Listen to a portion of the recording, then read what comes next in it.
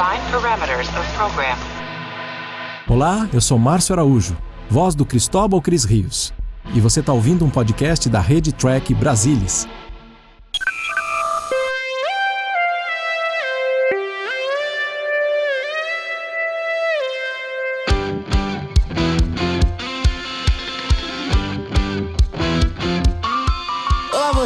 Seja muito bem-vindo ao Cérebro de Spock. Eu sou Murilo Von Grol e sentado aqui comigo para bater mais um papo sobre Star Trek. E hoje, pela primeira vez, no primeiro take, nós fazemos certo, né, Leandro? O interminável Leandro Magalhães. Fala, Leandro. E aí, pessoal, tudo bem? Obrigado pelo interminável. Interminável é um elogio, você sabe, né? Com certeza que é. Você não tem a menor dúvida. E hoje a gente conseguiu uma façanha, né? A gente conseguiu gravar o episódio no primeiro take, né, Leandro? Exatamente. Exatamente, pra ter uma primeira vez pra tudo na vida. Leandro, o que achou do episódio do Lower Decks essa semana? Um plano maravilhoso. Essa segunda temporada tá muito boa. Esse episódio que foi o episódio... Insira o nome do episódio aqui. Um episódio excelente. Maravilhoso de fato, Leandro. Essa segunda temporada de Lower Decks é uma das coisas, assim... mais belas em termos de arte que eu já vi, porque assim, a gente sempre pensa em Lower Decks, uma animação, coisa pra criança, né? Mas o nível de magnitude de arte desse troço é um troço inacreditável, né? Eu não sei tu, mas eu choro a ver a beleza da arte dessa série. Sim, esse episódio em que a Mariner fez e depois o Boimler e aí também a Tendi veio e maravilhoso, entendeu? Eu acho realmente excelente isso. E aquela questão, né, Leandro? Eu acho que, como eles estão brincando com conceitos da ficção científica, tipo Asimov, entendeu? As referências à Vida é Bela, né? É muito peculiar artisticamente, não sei se tu acha isso. Tá tudo lá. Tá tudo lá. É realmente emocionante. Leandro, que episódio nós vamos falar hoje?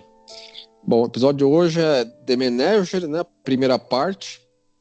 Escrito pelo Gene Roddenberry a partir de um tratamento inicial do John Black e dirigido pelo Mark Daniels. Exato, bora lá então. Vamos para o episódio. Só um lembrete a quem está ouvindo esse podcast que nós estaremos fazendo só a primeira parte da Menagerie e a segunda parte daqui a exatos 14 dias, né, Leandrão? Sim, porque a gente está seguindo a estrutura da transmissão original, né? Então, a partir se você está ouvindo esse podcast 14 dias após o lançamento, já o The Menagerie 2 já está ao ar, mas ele só será lançado 14 dias depois do seu lançamento, porque a gente está seguindo a ordem raiz, entendeu, de jornada, como foi exibido na TV. 1, 2, 3 e... Pessoal, faltou o Clark, que dia esse episódio foi exibido? Foi em novembro de 66. Qual o dia de novembro de 66? Bola nas costas. Vou pegar agora, vai. Novembrão. Bora. Bora.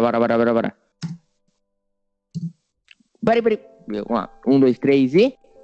Gol. Bom, então aí a gente tá com a Enterprise em órbita aí, né? Como todos os episódios. Agora mudou pra aqui, pra base estelar. Essa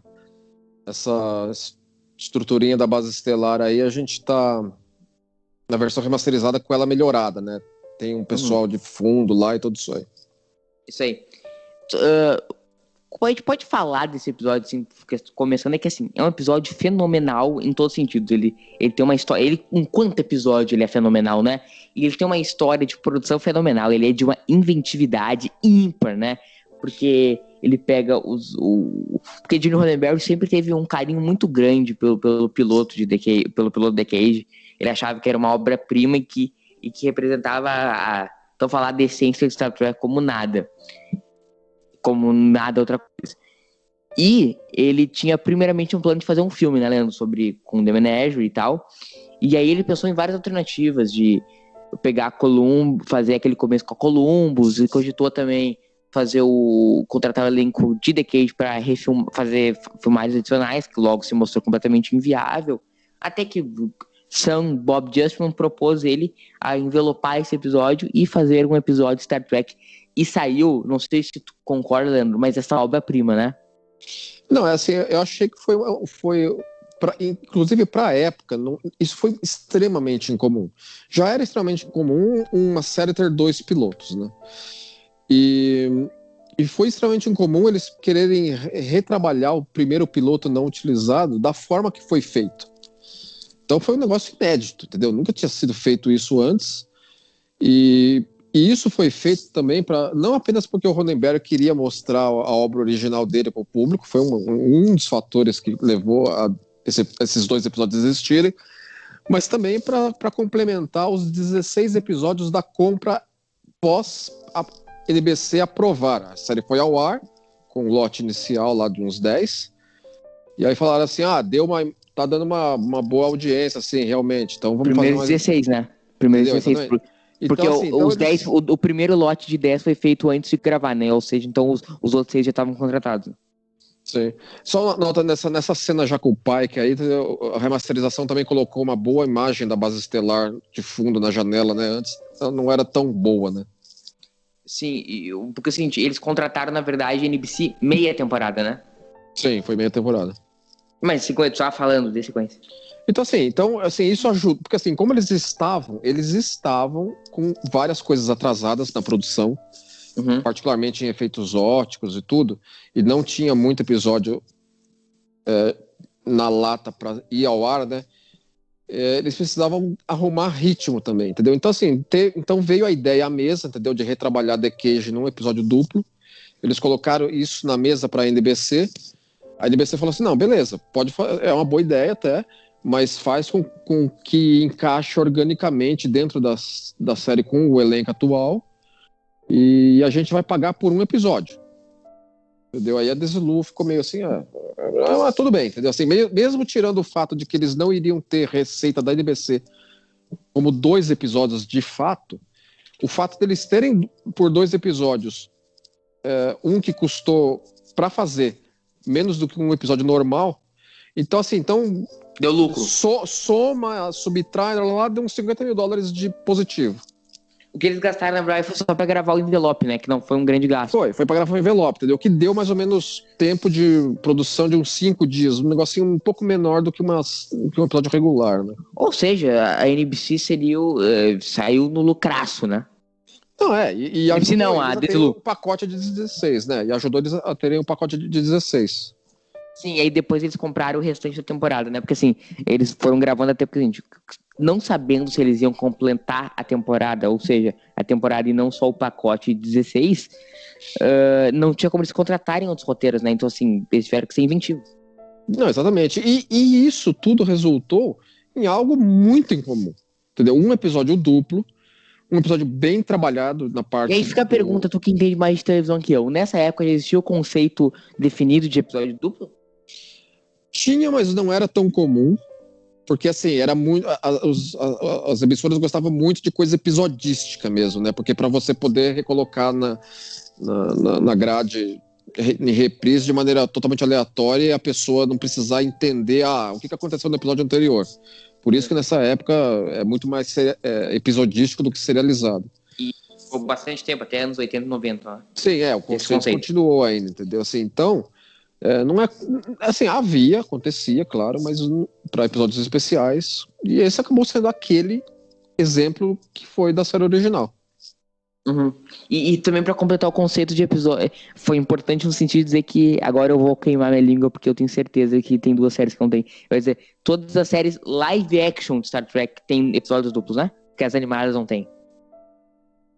Lower Decks não tem. Prodigy pode ser que venha a ter. Né? Mas TAS não tem, por exemplo, né? TAS não tem. Pelo menos não tô lembrado.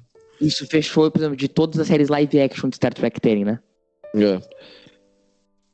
E nós estamos agora nesse ponto em que o Kirk já tá começando a ficar já desconfiado de algo estar no ar, né? Ele já tava meio assim, mas ele primeiro queria ver o Pike, né? Ver o que é a origem dessa discrepância. Agora eles já estão especulando aí sobre o que é que os levou a essa situação. Fica a pergunta, Leandro, que eu acho que a gente tem que te fazer, né? Como tu acha como pra ti esse episódio, como pra ti mudou a tua percepção do episódio após a segunda temporada de Discovery? Ele dá uma riqueza extra, sem dúvida, né? Porque nós vimos os elementos que são citados diretamente nesse episódio, que fazem parte da mitologia geral de Jornada e da história pessoal do Pike. Nós vimos na segunda temporada a retratação pela primeira vez do evento, né? Do que o Pike salva os cadetes lá do Ziriguidum, que deixa ele na cadeira de rodas, né? Então, assim, esse episódio já foi, assim, eu acho que foi a primeira grande construção de mundo de Jornada.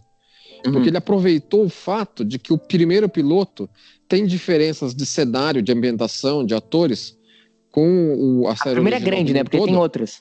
Sim, claro. Mas, então ele encaixa organicamente como algo que teria acontecido anos antes.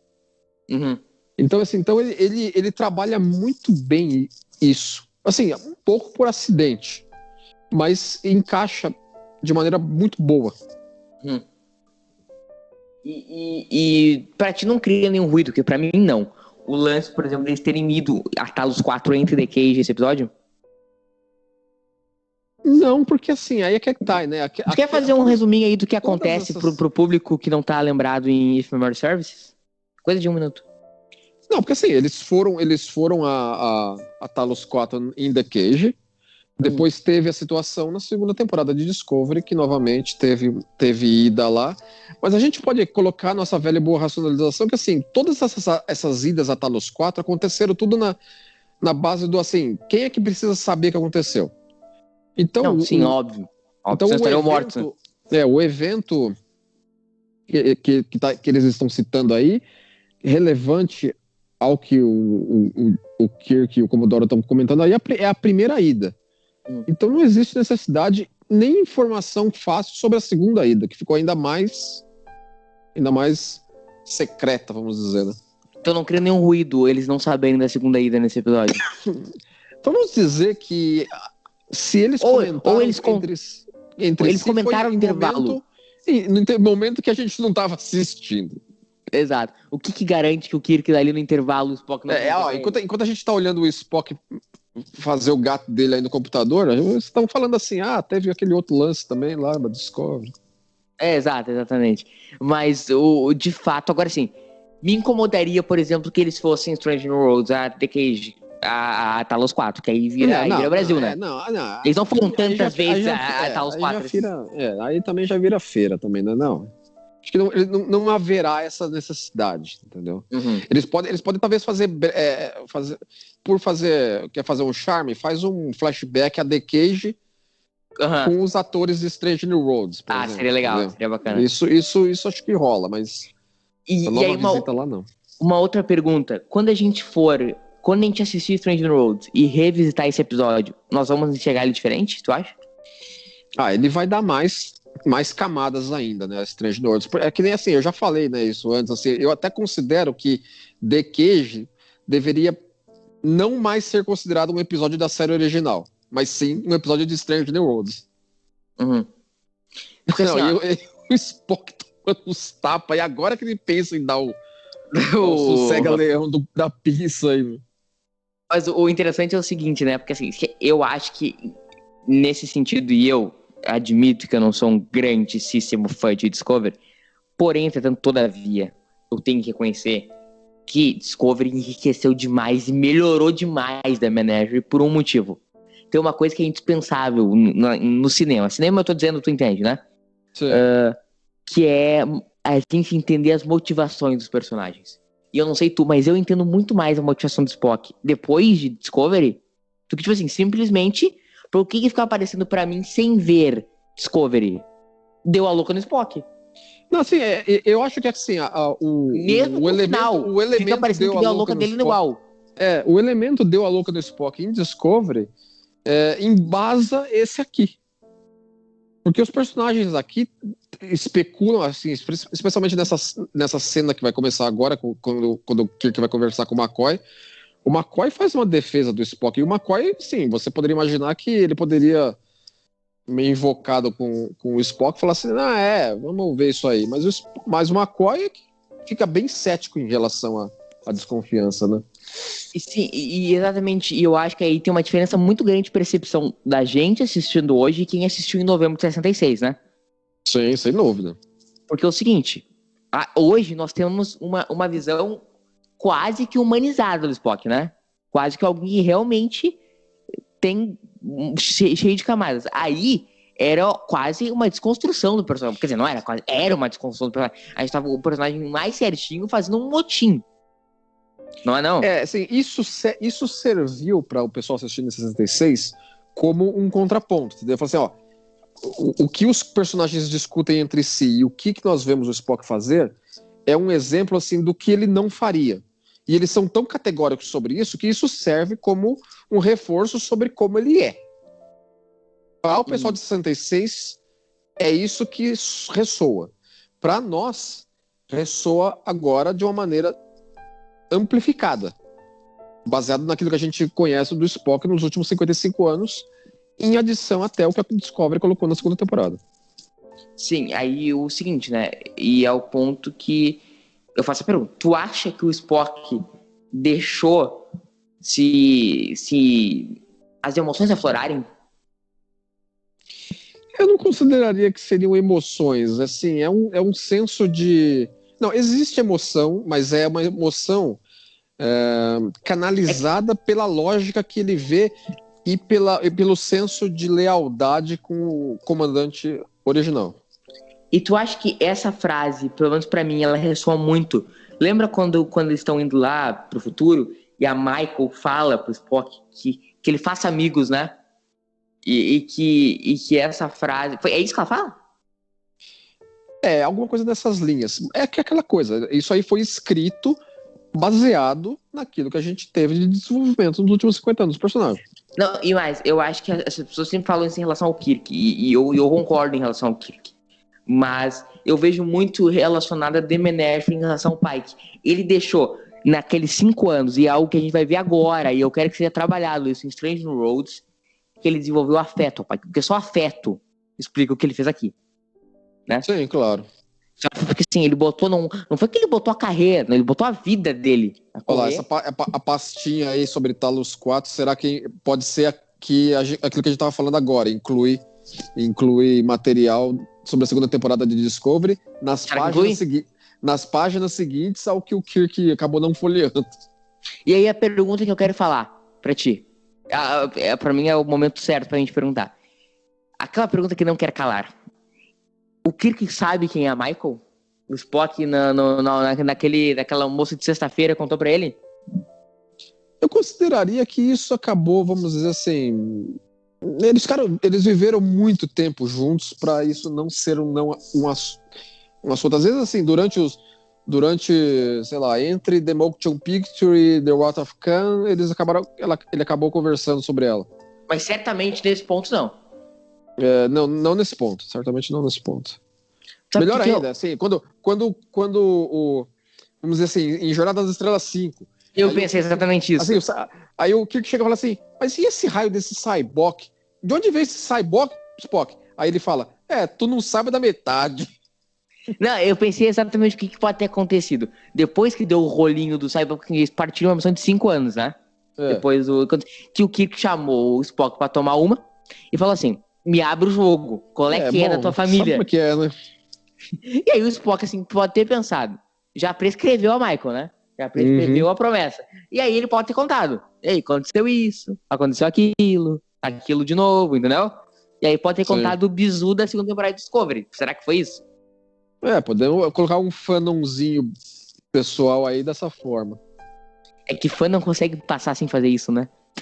Claro que não, né? Porque a gente adora ficar relacionando. Só pra terminar o assunto Strange New Worlds, fica a pergunta. Tu gostaria, por exemplo, de ver McCoy ou algo assim, Scott? Tu gostaria de ver essas inserções de TOS em SNW? Que teria que considerar que todos eles já estariam na nave, né? Poderia sim, vamos dizer assim, eles irem entrando... Não na nave, mas sim, encontrarem. Tipo assim, eles vão parar na Deep Space 5 e aí encontram o McCoy lá, Alferes McCoy. Pode ser. Assim, acho que dá pra encaixar, sim. Enfim, whatever, tocando o episódio. Aí tu já começa. Aí o o espectador já sabe que é motim, né? Mas nós aí já começamos a ver o McCoy percebendo, né? Isso fica claro lá atrás, né? Assim, o episódio não se esforça. O episódio não se esforça em esconder isso, entendeu? O Spock é assim, o espectador já sabe desde o teaser que o Spock tá tramando alguma. Entendeu? Então isso tá ficando claro. Pela cara dele, né? A câmera faz uns closes nele, tipo assim, algo está acontecendo, né? Sim. Como é que ele fez essas fitas, Leandro? Como? Essas fitas aí, como é que ele fez? Ele fez um deepfake com as vozes do Kirk?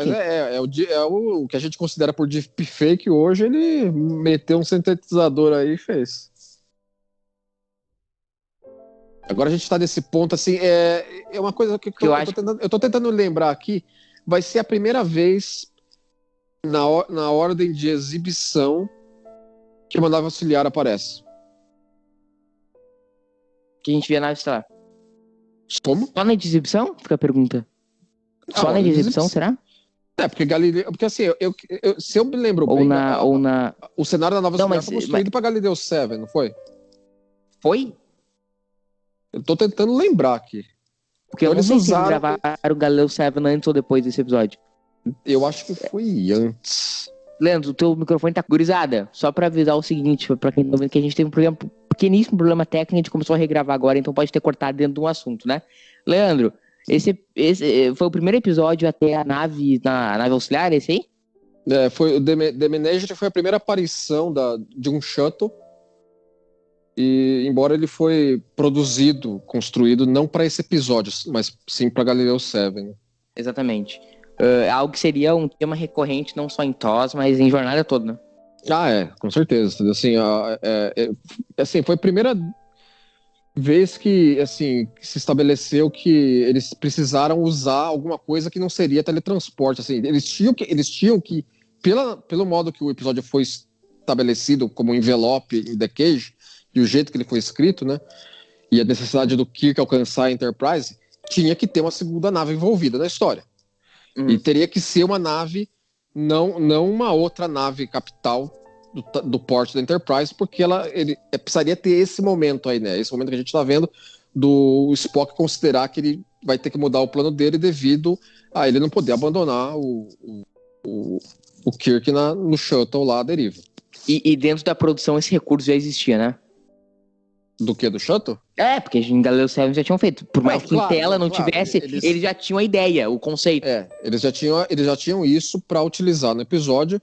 E mesmo que Galileu 7 não tivesse sido escrito ainda, eles, para poder funcionar nos termos que eles escreveram, eles teriam que ter alguma navezinha. E isso faria necessidade. Não, aí já tinha Galileu 7 escrito, né? Tinha Galileu 7 escrito e produzido. Sim, claro. Entendeu? Então já foi um bom adianto a essa necessidade da trama. Exato. Qual que tu acha que é, pra mim, a melhor shuttle ever é as da Kelvin? Eu acho sensacionais. Eu sei o que tu vai dizer dizer assim, a de Voyager. Não. Enquanto shuttle, o Delta Flyer é legal. Agora, enquanto projeto, as mais recentes, as da Kelvin, as de Discovery, elas têm um porte. Você vê que tem um porte de veículo militar de transporte. Essa aí é meio bizarra, né? Isso aí, assim, é uma salinha com umas cadeiras, né, meu? E uns controles nas paredes, né? Meu? Meio pra tomar cafezinho, né? Entendeu? Mas ok, mas não tá mal, entendeu? Assim, me incomoda só o fato de as janelinhas na frente ser pequena. Mas o restante do shuttlezinho é eu legalzinho. Eu gosto muito das DS9, a Real Grind, por exemplo. Mas ali não é o runabout que eles falam, né? Não é shuttle mesmo, né? É umas navinhas de um porte... É um espaço entre uma shuttle e uma Defiant, eu acho. Assim, as runabouts têm registro NCC próprio, por exemplo, entendeu? Elas são consideradas naves comissionadas. Elas ficam menos em uso, por exemplo, quando entra em cena Defiant, por exemplo, né? Elas eram destruídas que nem Voyager destruía os seus próprios shuttle, né? Depois eles colocaram a Defiant e parou um pouco, né? O McCoy já tá suspeitando bastante aí nesse ponto do episódio. Tá, né? Especialmente nesse ponto aí em que ele vê que que não dá pra esconder da tripulação da ponte que tem uma nave vindo, né? Mas ele não tem certeza. Se tivesse Não, ele não tem certeza. Ele não tem certeza. Agora o Spock vai adaptar o plano dele, né? Ou talvez isso fazia parte do plano do Spock em todo o tempo. Ele sabia que o Kirk ia pegar a nave. Ele não ia simplesmente ficar parado e tudo bem. A question que não quer calar. Tu acha o que o Spock aplicou no Kirk... No Kirk não, na tripulação. Tu acha vendável que ele aplicou na... Tu entende a pergunta, né? Assim, de ter feito esse monte de subterfúgio e colocado... Não, o que ele vendeu pra tripulação, a tripulação teria que aceitar? Só tirar algo normal de uma frase assim, o Kirk do dia pra noite, grande abraço, gurizada, agora é com o Spock, valeu. É assim, é porque o Spock vendendo isso, né? De todo mundo, é o que eles menos desconfiariam, né? Mais que o Kirk. Acho que se o Spock vem com uma loucura, eles vão confiar mais que o Kirk viesse com uma loucura, né? Exatamente, entendeu? Assim, é uma coisa que soa o Spock, o McCoy tá extremamente surpreso, né? Porque ele que vendeu pro Kirk a impossibilidade disso. Exato.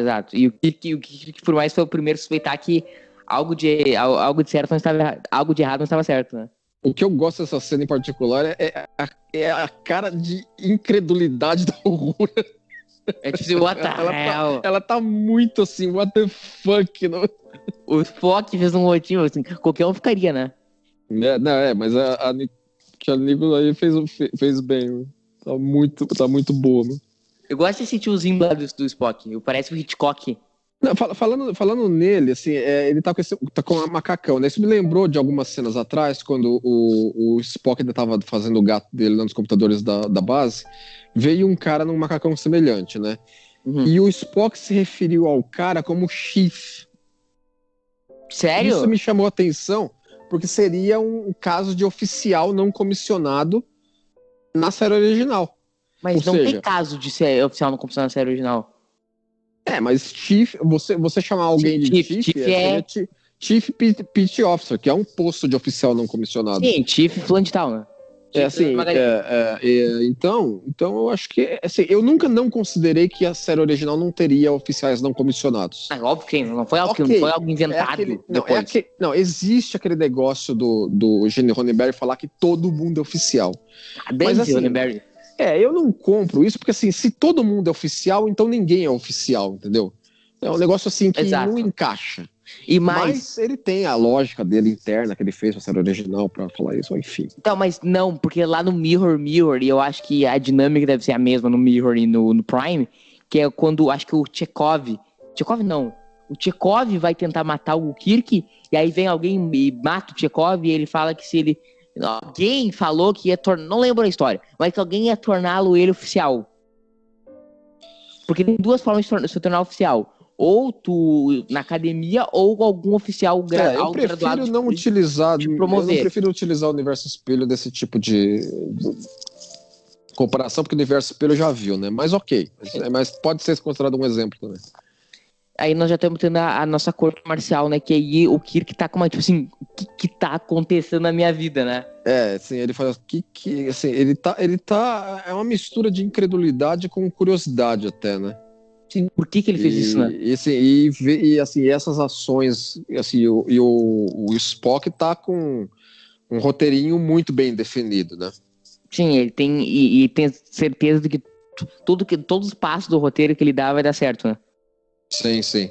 É claro que, assim, existe também um aspecto aí que é o seguinte, o que tá sendo a pegadinha aí é exclusivamente contra o Kirk.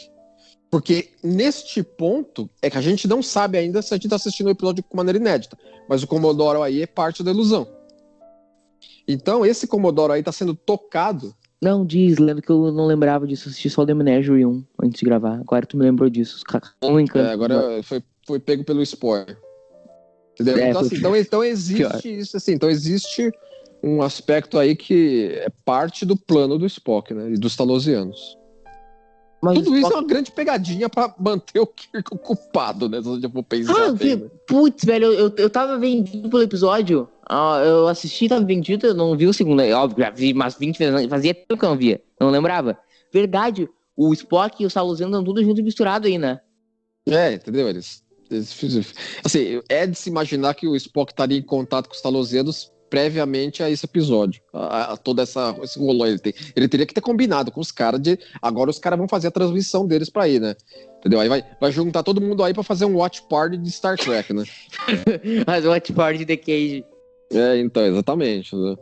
Tá, e me explica, a racionalização, como é que os Talosianos gravaram aquela negócio assim? Os caras botaram umas câmeras e um diretor pra filmar. Eles não precisaram gravar, né? Eles precisaram só pegar porque assim, os caras são leitor de mente exímio, né? Eles precisaram pegar da cabeça do Spock e do próprio Pike. Do Pike de 48 oficiais, né? Não, ok, entendeu? Mas tudo bem. Mas é daí que vem isso. Né? Os caras fazem uma transmissão de imagens telepáticas para ir com edição, né? Com corte, entendeu? Com enquadramento, entendeu? Os caras são os caras de criatividade.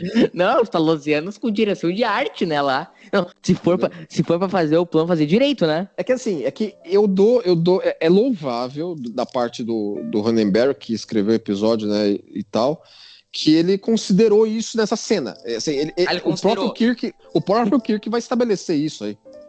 Você, que história é essa? Entendeu? Não tem nenhuma nave faz registro desse jeito. Exato. Então, mas eu acho que essa racionalização dos Talosianos é a melhor possível. Porque aí até o Kirk faz, como tu falou, ele faz questionamento, tipo assim, os caras botaram, assim, imaginando que fosse um registro oficial, tá? Os caras meteram lá a cameraman com o diretor, né? Pra filmar. Entendeu? Assim, exatamente. Não é meramente imagem de câmera de segurança da nave, nem nada disso. Né? Não, porque não dá pra ser. Exatamente. Assim, então, mas tanto o Spock como o próprio Pike aí vão dar fidelidade à veracidade das imagens. Eles vão falar assim, não, é isso mesmo, ok. Não, mas aí que tu tá falando, eu realmente não lembrava. Isso tudo aí é joguinho de cena, né? Mas joguinho de cena. Mas por que você faz esse joguinho de cena aí? Agora, eu não lembro, não faz tempo que eu não vi a segunda parte. É aquela coisa, assim, é um plano elaborado só pro Spock ganhar tempo da nave chegar até Talos. A nave aí tá indo, ele botou o controle, aí ninguém consegue tirar, né? Sim, entendeu? É isso que ele tá fazendo. Porque senão o Kirk ia ficar pra roncar. O Kirk ia injetar o núcleo de dobra pra fora da nave se fosse preciso pra parar ela. E aí fica a minha pergunta, que pra mim isso é bizarrésimo, tá? Na frota, na federação, você pode matar. Você pode ser um serial killer. Você pode ser um estuprador. Você pode ser um corrupto. Agora, se tu for pra Talos 4... Aí que você tá armado, viu? Se tu fizer tudo isso que eu citei, você ganha uma pena, né, Leandro? Você vai preso.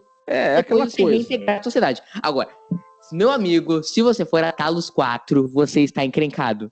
Exatamente. É aquela coisa. A gente ainda nem federação tinha realmente ainda na Bíblia da série. Não, mas aí já tem o conceito que se tu for pra Talos 4, meu amigo, acabou tua vida. Exatamente. Então, assim, todo mundo vai um exagero, né? É um exagero para ressaltar o tabu do negócio, entendeu? Assim, é por isso que eles escreveram isso no roteiro, claro. Mas é um tabu inacreditável, né? Não, é um negócio num nível absurdo, né?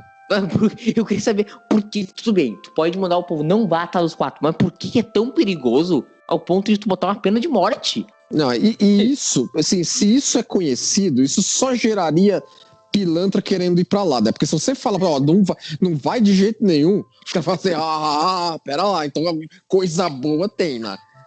Alguma coisa muito extraordinária. Ia ser uma nave por semana chegando lá. Exatamente. Tem sentido nenhum botar essa ordem. Assim, é legal, assim, eu me lembrei. Presta só um parênteses, eu me lembrei agora que nesse ponto que os Talosianos estão transmitindo essas imagens aí, os Talosianos deixaram pra fora a cena que o Pike dá uma aloprada em mulher, né? Fala que eu não gosto de mulher na minha porra. Não, e esses dois aí, né? Os caras estão achando que estão no clube médio, né, mano? Exatamente, eu nunca tinha reparado nisso. Parece que eles estão indo pra aquele clubinho. Meninos levam refri, meninos levam salgado, né? Os caras estão no Holiday Inn nos anos 60, né, meu amigo? Exatamente, maravilhoso. Não, essa cabine do Pike é legal, meu. Melhor que a do Kirk, eu acho. Melhor, né? Ela é cool, né? Pô. Ela é cool. Ela tem até um Grammy lá atrás.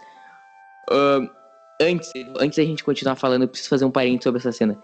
Essa cena, ela tem um dos melhores diálogos, não desse episódio, não dessa temporada, um dos melhores diálogos de todos em Star Trek. Eu acho sensacional essa relação do Boyce com o Pike, tu não acha? É muito boa, entendeu? Assim, essa cena se trabalha muito bem, essa relação inicial. É uma pena que ele não vai estar, pelo menos não inicialmente, em Strange New Worlds. Porra, não tô sabendo dessa, não. O Boyce? É. Não vai estar. Por quê? Então, assim, porque já colocaram o elenco principal, né? Você colocou. Bom, o Kirk, o Pike número 1 e o Spock a gente já tem desde o Discovery, óbvio. Aí anunciaram umas semanas atrás o restante do elenco. Aí tem um monte de gente lá. Não colocaram o Boyce. E o Fandom entrou no Twitter e pediu o Jeffrey Combs como Boyce. Ele ficaria ótimo. Ele tá na idade certa. Ele tá com a cara que parece o do ator. Mas. Você não considera um erro não ter o Dr. Boyce? É que aí que tá, né? É aquela coisa. Mais um cara do elenco que é um branco, um homem branco. Entra nesse aspecto, né? Os caras quiseram colocar diversidade nos demais personagens, né? Mas, pô, velho, vai tirar o cara por causa disso. Eu considero um erro não ter o Boyce. Tá, bota diversidade no engenheiro. Agora, o Dr. Boyce tinha que ter. É uma questão de honrar o legado. Eu não duvidaria que aparece ainda, né? Sei lá, vamos ver. Tá, mas seguinte, whatever. O que eu tava perguntando é o seguinte. Isso foi uma coisa que me atentou, foi o Carlão no Conversa de Bar, The Menagerie, que eu não sei se saiu ainda. Mas, enfim. Que esse diálogo, e depois eu fui ver essa outra cena e 100%. Sabe qual cena essa cena faz rima visual, Leandro? Kirk e McCoy em Beyond. É verdade. Tem tintas. Aquela cena em Beyond tem tintas dessa, né? Os dois estão cansados do papel, da importância, daquele negócio de escolher quem vive e quem morre, né? Sim. Conversa muito mesmo, as duas. Exato. Eu acho que essa é uma daquelas cenas de, sabe, essência de Star Trek. Certamente. Aí não tem dinheiro na frota estelar, porém o Pike pode fazer negócios, né? Com certeza, entendeu? Assim, ele vai pra Orion lá ganhar a vida.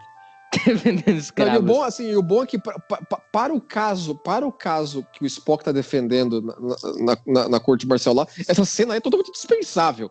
Só não precisa mandar ela, entendeu? Eles estão aí vendo o Pike bater papo com o Boyce. Entendeu? Não tem pingo de necessidade, mas ok, entendeu? Segue o jogo, entendeu? Vamos lá, a Watch Party de Star Trek lá no bordo da Enterprise. Eu queria imaginar agora o Kirk, os 5 ali se assistindo. O que eles estão pensando, né?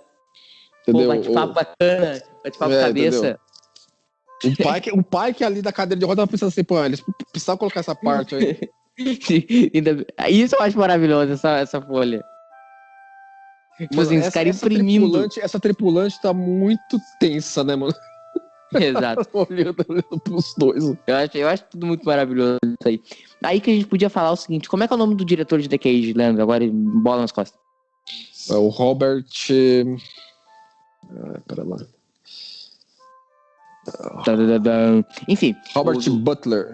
O nosso Robert Butler, quando os caras foram pensando no envelope, o Gene pensou na possibilidade de chamar o cara pra dirigir, né? O envelope também. Ia até chamaram, mas é que o cara falou isso que eu ia falar. Ele falou que não, porque assim, inclusive ele deu meio que uma detratada na série, né? Ele falou que não entendia porque o Anegado gostava tanto da série. Exatamente. Ele falou que ele assim, não, tô só faltou isso é uma bosta. Só faltou isso é uma bosta. Agora essa questão ele acabou chamando aí esse interminável, né? Mark Daniels pra dirigir esse episódio. O cara tinha a pegada correta pra um treco desse, né? Um negócio, um trabalho incomum de direção, né? Entendeu? Porque você precisaria dirigir, não só dirigir os segmentos, mas dirigir os segmentos dentro de uma certa lógica pra encaixar com E obviamente ele estudou muito The Cage, né, antes. Sim, certamente. E aí fica o seguinte, né? Ele dirigiu o envelope e aparece cenas do envelope no episódio 2, obviamente. Só que aí, por questão de quanto tempo de tela cada um tinha, ficou o primeiro episódio com o Mark Daniels e o segundo com o Robertão, né? Sim, como em relação a créditos e tudo, né? Porque uma das coisas importantes que eles precisavam fazer era contatar todo mundo de The Cage e falar assim, nós vamos usar o episódio não da maneira com que viria a ser originalmente utilizado, mas vamos usar. Então eles molharam a mão do povo lá, assim, tá aqui o cachê extra pra essa situação. Até porque eles já tinham ganhado o cachê pra fazer o piloto, né? Sim, tinham ganhado, mas assim, mas podia abrir uma lata de minhoca complicada se você simplesmente pegasse as cenas e tacasse no meio do episódio de uma série que não era pra qual eles foram contratados. Ah, mas não devia ter algo do contrato, tipo assim, nós estamos gravando e todos os direitos dessa imagem vão ser usados. Vai saber, não, eles devem ter lido o contrato. Aí, assim, mas se houvesse alguma algum maneira de advogado interpretar, deve ter falado para eles, tipo assim, pode dar merda. o Actors Guild ia entrar com os dois pés no peito dos caras, né? Então não tinha Algum advogado deve ter falado, tipo, existe a chance de dar uma merda, e aí eles quiseram cancelar a chance. Entendeu? Ninguém ia se arriscar a fazer o episódio depois não poder ir ao ar por causa disso. Uma coisa que eu queria te perguntar, eu queria contar que era o seguinte, que quando eles tiveram a ideia desse envelope, o Gene entregou pro saudoso, pro John D.F. Black fazer um primeiro tratamento, né? Se eu não me engano, o primeiro tratamento, assim, é First Days a The Last Die. Algo assim, não é isso? O título original dele, sim.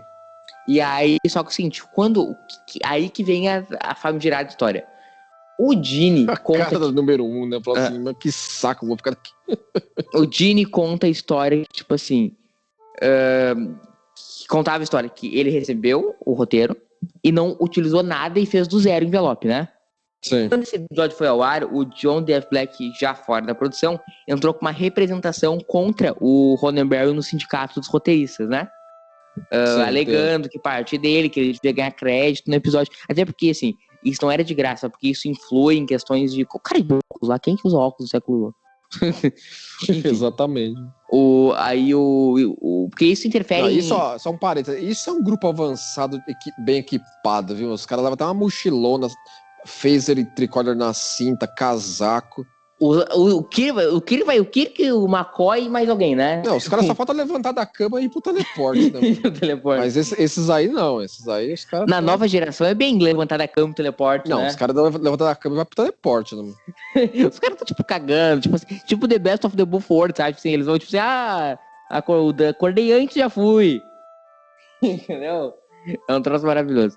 Mas o que eu ia falar é o seguinte, essa questão dos créditos desse episódio, porque, assim, crédito influi muito, assim, em syndication, quanto cada um vai receber, por isso que esses caras se importam bastante com isso, né, Leandro? Sim, e aí... influencia muito. O John D.F. Black entrou com uma representação contra o Gene. Aí, o John mandou o roteiro dele, o Gene mandou o roteiro dele com a sua defesa. E aí o sindicato entendeu que quem tinha razão era o Gene. Que o roteiro do John... Deram vitória pro Gene. Que o John o roteiro do John não tinha sido 0% aproveitado, né? No começo deu spoiler, tu quer falar mais disso? Não, foi essencialmente isso mesmo, entendeu? Assim, foi até a última colaboração enquanto elemento, né, de Jornada nas Estrelas que o Black colocou escrevendo, né? Esse roteiro não tá disponível, né, pra, assim, a sociedade, né? Teria que procurar, né? A famosa florzinha cantante aí, né? De tal. E agora o Spock rindo. O sorrisão, né? Sorrisão polêmico. Momento, racionalização com Leandro Magalhães. Racionalize, Leandro Magalhães. Ele tá na janelinha do Ponfar dele. Sério? Não, você pediu uma racionalização, eu te dei uma, mas agora se serve ou não, outra história. É maravilhoso. Enfim, não te cria ruído o The Cage em relação ao que Star Trek trouxe? Não, eu acredito que não, entendeu? Acho que funciona bem. Pra mim, tem dois ruídos. Tem o ruído desse e tem o ruído woman. Manja? Não, aquilo lá é maravilhoso. Woman. Que aquilo eu acho que não tá nesse episódio, tá na segunda parte. Exato, assim, é completamente inacreditável alguém do século 23 faça isso, né? 24? 23? 23. Não,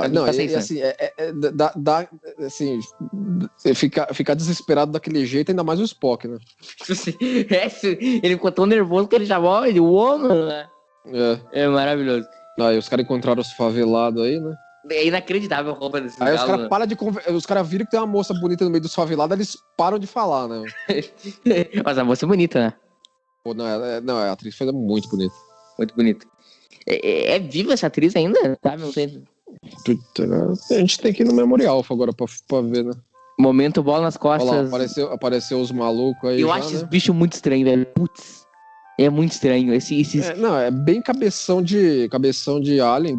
Assim, é até um pouco estereotipado de alien sci-fi do meados do século XX, né? O que não era normal pra Star Trek, né? Ó, o pai Não. que já meteu o olho, Agora né? a gente tá na seguinte situação. Nós estamos assistindo o Kirk assistir, os Talosianos assistir Star Trek. Nós estamos com um Inception enorme aqui, né? É o Watch Party. Exatamente, né? Virou uma bonequinha russa esse troço aqui. Exato. E alguém tá escutando esse podcast, alguém tá assistindo... Tá ouvindo o podcast de nós assistirmos o Kirk assistir os Talosianos assistir Star Trek. Maravilhoso. Quem é que bate essa, hein? Não, essa aí acho que no cinema é ever, né? Não, e assim, e pra que esses caras estão recolhendo? Assim, eu sei que é simulação dos Talosianos, mas por que esses caras estão recolhendo essas tralhas, né, mano? É tipo, nunca vão ter o que fazer, né? Meu Deus, tudo bem. Eles ficaram 18 anos aí, eles pegaram carinho pelas tralhas dele, né? Então vamos levar essas merda pra Enterprise, né? Mas ok, não é, os caras não estão aí realmente, né? Tudo bem. Não, faz sentido eles pegarem carinho e levarem, né? Faz sentido. Barraca aí, né? Sim, é tipo assim, com 18 anos com a mesma cama, tu tem uma dor em tu botar ela fora, né? Deixa guardada depois. Exato, tipo assim, é o clássico, vou guardar a lembrança. Uhum. Quando é criança tem muito, vou guardar de lembrança, tipo, mente. Exatamente, né? A mãe dizia que quando caía dente eu queria guardar, porque ela ia guardar todos pra fazer um colar. Pra espantar os inimigos. Espantar os inimigos aí, exatamente. A relação Vina e Picard. Picard é maravilhoso, Picard que tá nesse episódio. Vina e Pike mudou pra ti depois de Discovery? Ela deu uma reforçada, né? Deu uma, mas assim, eu não considero assim. Ela ilustrou bem, mas eu não acho que ela adicionou nada que a gente já não soubesse. Até porque a relação Vina-Pike é muito do The Cage, né? Não do The Menagerie. Sim, claro. Exato. Assim, é totalmente do The Cage. Aí nós estamos vendo os elementos do The Cage. Os elementos de Familiar Service só serviria, né, pra parte do envelope, né? Uhum, sim, exatamente. Olha, nós já estamos chegando no final do episódio. Achei que nós não tava tão no final assim. E aí agora aparece aí os malucos aí, né? Os caras. Eles mesmo vão buscar, né? O Pike, né? Arrastar o maluco. Cara, esses comédias são muito estranhos, velho. Putz. Esses comédias são muito, muito estranhos. Meu, por Deus. Os dois fazendo um puta esforço pra trazer o cara pro elevadorzinho, né? E aí, assim, eles nem se dignam a olhar pro grupo avançado, né? Exatamente, né? Fica aí vocês, mano. Esses casacos não tem como querer, cara. É muito comédia, entendeu? Esses casacos. Poderiam ser casacos melhores, mas o fato de serem casacos de campo eu acho legal. Agora, tu vê que a tripulação dessa Enterprise ela é mais coordenada que a do Kirk, né? Uhum. O povo parece que é mais treinado, né? Eles estão, assim, mais iniciativa, os caras já metem bala no negócio, né? É que assim, ó... Aí tem um aspecto, a questão dos phasers, assim, e de ser uma ilusão, estou me adiantando um pouco aqui, mas existe o fato, assim, de que eles não estão vendo de que eles, de fato, destruíram a entrada do elevador. É a ilusão que os impede de ver isso. Quer dizer que, se eles mirassem esse phaser num outro maluco e atirasse, ia matar, só que o cara não ia notar que matou, né? Exato, não, e além disso, Leandro, o que eu queria... Que até agora esqueci o que eu queria abordar. O que eu ia dizer que não... Seguinte, que essa tripulação parece que ela é mais treinada que a do Kirk, porque tu vê que quando o Pike foge, eles se aliam ali em combate, né? Sim, tem isso. Deus. Porque parece, tipo assim, vamos pensar em capitão / treinador, tá? Parece que o Pike é aquele cara clínico que fica vendo em números como é que for cada... O Kirk não, o Kirk é meio Renato Portaluppi, entendeu? Não, vamos treinar. Se a gente vai falar que celular é que nem andar de bicicleta, entendeu? Quem sabe, entendeu? E aí não tem que treinar, é tudo no inconsciente. Assim, eu acho que isso vem do fato de que, assim, nos pilotos, eles quiseram ressaltar o profissionalismo das tripulações. Eu acho que, assim, isso não é mantido pro restante da... É uma maneira injusta de eu colocar isso, mas acho que seria mais ou menos por aí, entendeu? Acho que existiu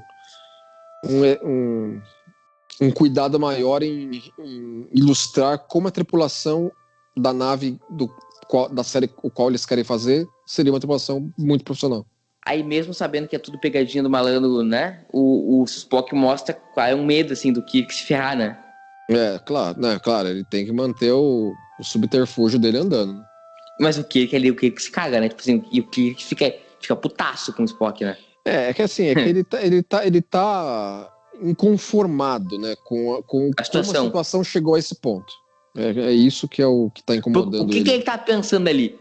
O Spock vai morrer e eu vou perder minha carreira. É que aí né? que tá. Eu consideraria o Kirk perder a carreira. Vamos dizer que se fosse realmente o Commodore ali e a Não, ordem. o que o Kirk tá pensando? Na cabeça do Kirk. Ele tá pensando, o Spock vai morrer e eu vou perder minha carreira. É que tá. Esse perder a carreira, eu acho exagero do episódio. É que ele precisa pro drama da coisa. Não, mas não é questão de exagero, né? É o que o Kirk tá pensando. Não, é aí que tá. Eu acho que ele não precisaria pensar nisso. As circunstâncias, daí não tem muito o censurar. Não, mas o Almirante fala ali pro Kirk, pro Commodore, que o Kirk vai se ferrar junto. Você é responsável, blá blá blá, entendeu? É tipo o que acontece com o Kirk em Jornada 6. Tá, mas continua o que você fala. Não, assim, eu considero apenas um elemento que foi um tanto quanto exagerado para drama. Uhum. Assim, essa tomada agora aqui, é muito que boa. tem o To Be Continued, se eu não me engano, em versão mais antiga desse episódio, tinha o Leonardo Nimoy, uma narração, falando assim, vamos ver na próxima semana se os nossos heróis vão se ferrar ou não, um negócio assim. Maravilhoso. Mas essa tomada é muito boa, né? E aí tiraram essa narração aí pra essa versão. Por exemplo, eu lembro de ter essa narração, não sei se eu tô alucinando. Eu não sei o que tu acha, mas eu acho essa tomada excelente. Ela tem um peso, né, da sala vazia só com o Kirk. Não, mas eu acho que isso realmente demonstra muito o nível de cagaço que o Kirk tava ali. Eu não digo que a palavra seja cagaço, eu digo que a palavra assim, é uma mistura de confusão e incredulidade. Ele quer entender o que é que tá de fato acontecendo. Exato, isso aí. Então terminamos o episódio, Leandro. Chegamos ao fim de mais um Cérebro de Spock. Um Cérebro de Spock que chegou, assim, ele acaba não acabando, né? Acaba não acabando, exatamente. Né? A gente vai ter a segunda parte agora, né? E assim, é legal que eles conseguiram encaixar a virada da primeira para a segunda parte, as cenas de The Cage, também num ponto de gancho, que é quando o pai que é pego, né, pelos Talosianos. Entendeu? Então, não fica cortado no meio de um negócio que tá em andamento. Tem um ganchinho ali, entendeu? Ó, ele foi pego pelos malucos. O que será que acontece agora? Entendeu? Eu acho que foi um ponto interessante para que eles conseguirem encaixar as cenas do episódio original. Falando, considerações finais desse The Menagerie 1, eu acho que é excelente. Primeiro, eu fazendo minhas considerações, acho que é maravilhoso, acho que é um episódio que forma muito do que é Star Trek. Tá ali muito da essência, muito por ter The Cage também. Só que eu acho que a gente vai conseguir comentar completamente com o 2, assim, em termos de analisar ele como um todo, só depois do 2, né? Assim, não, ele é um episódio que depende muito um do outro, de fato, né? Mas é um episódio marcante, como eu já comentei no começo, né? É um episódio que tem uma construção de mundo muito rica e um marco de televisão, entendeu? Porque, assim, é um negócio que na época não se tinha. Entendeu? Então é muito louvável disso. Você quer fazer o quadro da Kelvin? Quero, porque hoje vai ter assunto. Então, assim, como teria sido esse episódio na Kelvin Timeline? Não existiria, talvez. Não teria. Toda a narrativa da Kelvin Timeline mostra isso. Cara, vou te contar uma. O seguinte, né? Eu assisti a primeira vez a Kelvin, eu tinha 9 anos. 9 anos, e aí eu fui assistir a série clássica, né? E quando você tem 9 anos, pelo menos da minha parte, eu não consegui racionalizar que Kelvin era uma outra timeline, entendeu? E você queria encaixar um pino redondo no buraco quadrado. Não, eu fiquei 2 anos da minha vida, dali dos 9 aos 11, na minha cabeça a Kelvin era um ato normal, entendeu? Era só um prequel, entendeu? Sim. E aí, quando aconteceu isso, eu falei, rapaz, o que aconteceu? Né? Não, e o aí, que eu considerei... Fala. Pode falar. O que eu consideraria é o seguinte, na Kelvin Timeline, eu aceitaria um The Cage com o Kirk. Eu acho que isso encaixaria. Não, aí o que a minha cabeça de 9 anos racionalizou? Hum.